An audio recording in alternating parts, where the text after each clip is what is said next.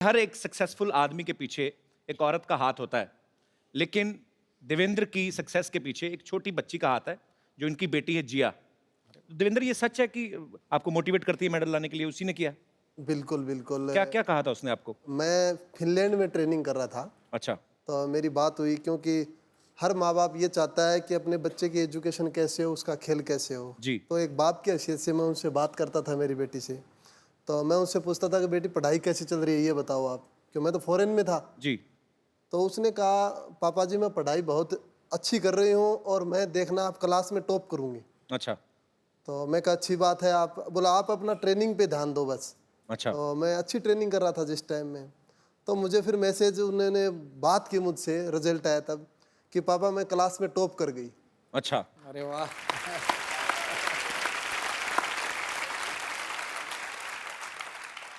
तो फिर आगे उसने बोला कि पापा जी मैं टॉप कर गई, अब एक वादा करो। मैं कहा बेटे क्या वादा बताओ?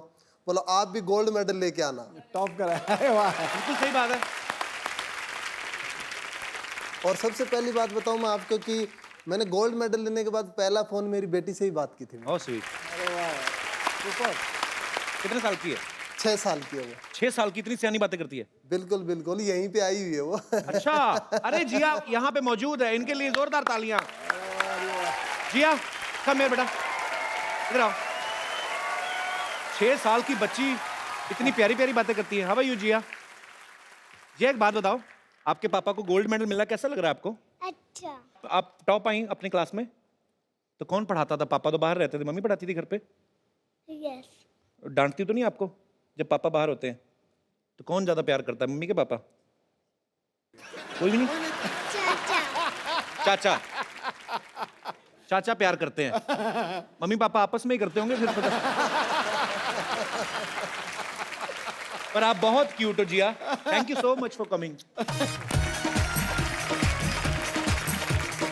देवेंद्र ने कई बार अपने इंटरव्यू में कहा कि जब ये बाहर जाते हैं, खेलने जाते हैं, तो ये सबसे ज्यादा मिस अपनी बेटी को करते हैं।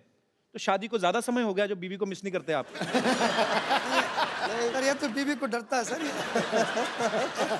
तो बीवी से कौन नहीं डरता गुरु? मेरी बात हो ना। हाँ तो भाई यार। तो कोच साहब आप भी उतना ही डरते हैं तकरीबन? सुधीर जी से ठीक से बोला, सब लोग तो डरता है, मैं भी डरता है। इसी चक्कर में आप कोचिंग देते जा रहे हैं, लोगों को घर में जाना पड़े। मैं आप सबको बता दूं कि दीपा जी को 42 की एज में भारत के राष्ट्रपति जी ने अर्जुना अवार्ड से सम्मानित किया। मैं एज इसलिए बता रहा हूं क्योंकि इस एज में आज तक किसी भी एक्टिव स्पोर्ट्स पर्सन को यह अवार्ड पहली बार मिला है। और यह इस बात का जीवंत प्रमाण है कि अगर आपका इरादा पक्का हो तो आप किसी भी उम्र में, किसी भी स्थिति में वो अचीव कर सकते हैं जो आप चाहते हैं। अच्छा दीपा, आपके कोच साहब ये क्या कर रहे हैं आप? नहीं कोच आप उनके हैं, आप सीधा सीधा लाइन मार रहे हैं।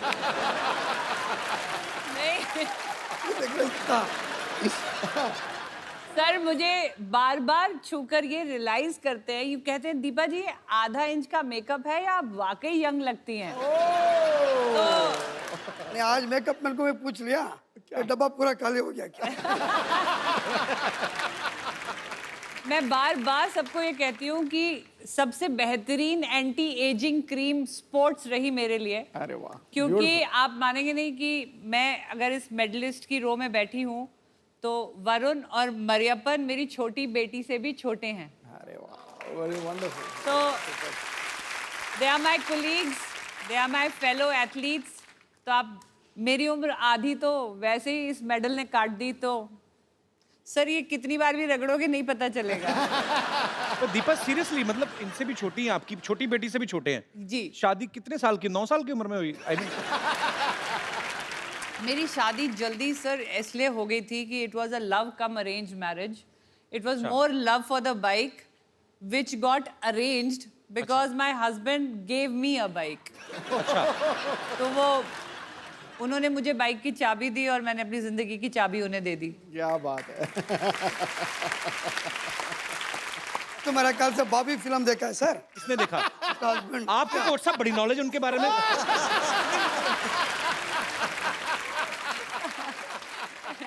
तो आपको दीपा जी ने खुद बताई ये बातें? एक्चुअली सर ऐसा होता है ना कि ऑन द फील्ड ये कोच हैं जी। बट ऑफ द फील्ड हम उम्र है ना।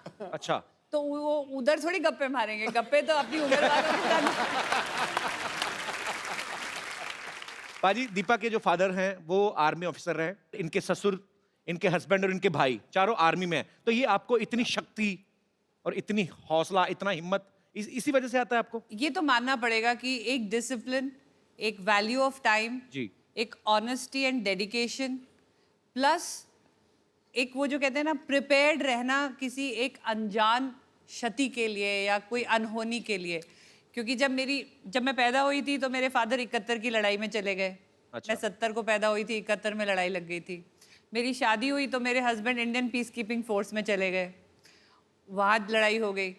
फिर जब मेरे को ट्यूमर्स हुए और मैं पैरालिसिस और मेरे को हो रहा था तो वो कारगिल की लड़ाई में थे। और फिर जब मैंने पहली बार अपनी गृहस्थी बसाने में उनके साथ गई तो वो संसद पे हमला हो गया, वो फिर बॉर्डर पे चले गए।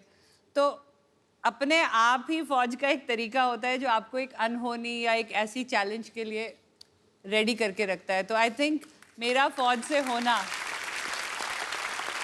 और बहुत इंटरेस्टिंग बात है, मेरे अब ये पैरालंपिक का मेडल मिला के 18 अंतर्राष्ट्रीय मेडल है मेरे। क्या बात है।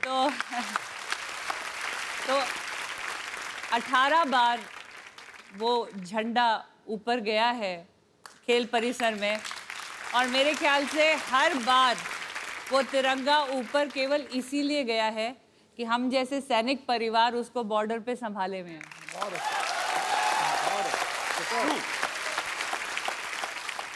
पहली बार इस शो के ऊपर मैडम मेरे लोए खड़े हो गए।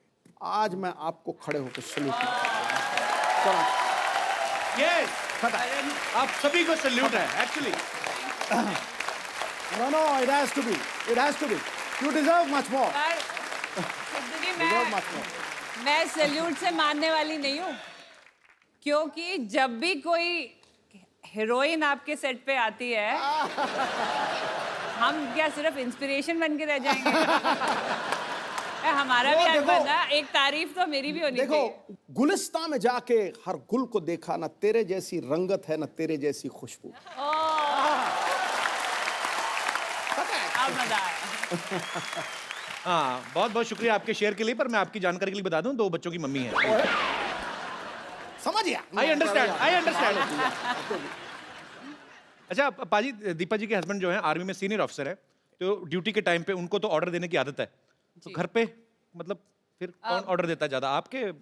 नहीं सर, ऐसा है कि एक बेसिक रूल है लाइफ का जी, कि you can either be happy man, तो अगर आप हैप्पी मैन हो तो मतलब आप सिंगल हो, और अगर आप मैरिड मैन हो सकते हो। जी, आप मैरिड मैन तब होते हो जब आप ऑर्डर पास करते हो, जी। लेकिन आप हैप्पीली मैरिड मैन तभी होते हो जब आप ऑर्डर सुनते हो। बिल्कुल ठीक बात है। So he is a happily married man. He's a happy married man. मरेपन पता नहीं मेरे को क्यों लग रहा है साजिश चल रही है इसके दिमाग में कोई ना कोई। ये ना एडवांटेज लेता है लैंग्वेज ना आने की। इसको आ भी रही होती है तो हमें बताता नहीं है कि इसको लैंग्वेज समझ आ रही है नहीं आ रही है, तो he has that cover up कि मुझे तो ना हिंदी आती है ना इंग्लिश आती है, लेकिन ये पता नहीं पूरा दिन फोन में क्या करता है सर। देशी टर्की है ये। इसका ना जब से मेडल आया है इस फोन में नजर ज्यादा रहती है। गुरु बताना क्या सुमड़ी में गुमड़ी है, बताओ। हमारे अप्पा का है, कोई फोन आ गया तो लड़की का है, सर वो मेरा फ्रेंड है, एक गर्लफ्रेंड है क्या पूछा तो गर्लफ्रेंड नहीं है मेरा फ्रेंड है। No sir, boyfriend sir. No girlfriend. Coach साहब, आप भी स्टेज में से निकले हैं, रात को 3 बजे कौन से दोस्त हैं जो फोन करते हैं? ये उस टाइम एक्चुअली रियो को हमारा कोई 8.5 आवर डिफरेंस था जी, उसका वजह से। अब आप देखो, आप दोनों तरफा बात कर रहे हो।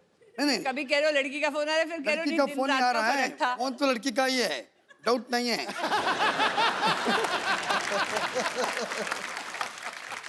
अच्छा, अब तो आप इतने इंटरनेशनल कॉम्पिटिशन में जाते हैं, इतने सारे देशों से टीम्स आई होती हैं, 1.5-2 महीने आप रहते हैं वहाँ पे, तो दोस्ती तो हो ही जाती है। हमारे जब यूथ फेस्टिवल्स होते थे तो हम लोग जाते थे, 6 दिन का फेस्टिवल, 7-8 फ्रेंड्स बन ही जाते थे। नो, वो हमारे गैंग में दोस्ती का रिकॉर्ड कहाँ बैठा है वो? ये रहा। दोस्ती का रिकॉर्ड और सेल्फीज लेने का वर्ल्ड रिकॉर्ड उसके पास है। प्लीज उनको माइक दिया जाए। भाई दिया जाए भैया। फंस गए अब्बल का दर्शन देना। राम तो राम है बट कृष्ण का दर्शन है। रामपाल खड़े हो। तो जी, आपके बारे में काफी अच्छे अच्छे विचार सुनने को मिल रहे हैं। आपने काफी देशों से दोस्ती बढ़ाई, भारत के संबंध अच्छे कर रहे हैं इंटरनेशनली आप। मतलब नहीं, ऐसे दोस्त जो बैठे हैं ऐसे हो जाएं तो दुश्मनों की जरूरत ही नहीं है। इसीलिए मैं बाहर के दोस्त बनाता हूँ, क्योंकि ये थोड़ा सा ज्यादा ही बता देते हैं मेरे बारे में। नहीं, पर आप मुझे आप पे विश्वास है, बिल्कुल आप बहुत ही अच्छे हैं। और फॉरनर ऐसे हैं कि उनको ना हमारी समझ आती है ना हमको उनकी, तो वो कुछ सहन नहीं कर पाते। तो फिर जब समझ ही नहीं आती एक दूसरे की, तो फिर क्या दोस्ती कैसे करते हैं? दिल दे दर्द तो आंखें बयां कर देती हैं।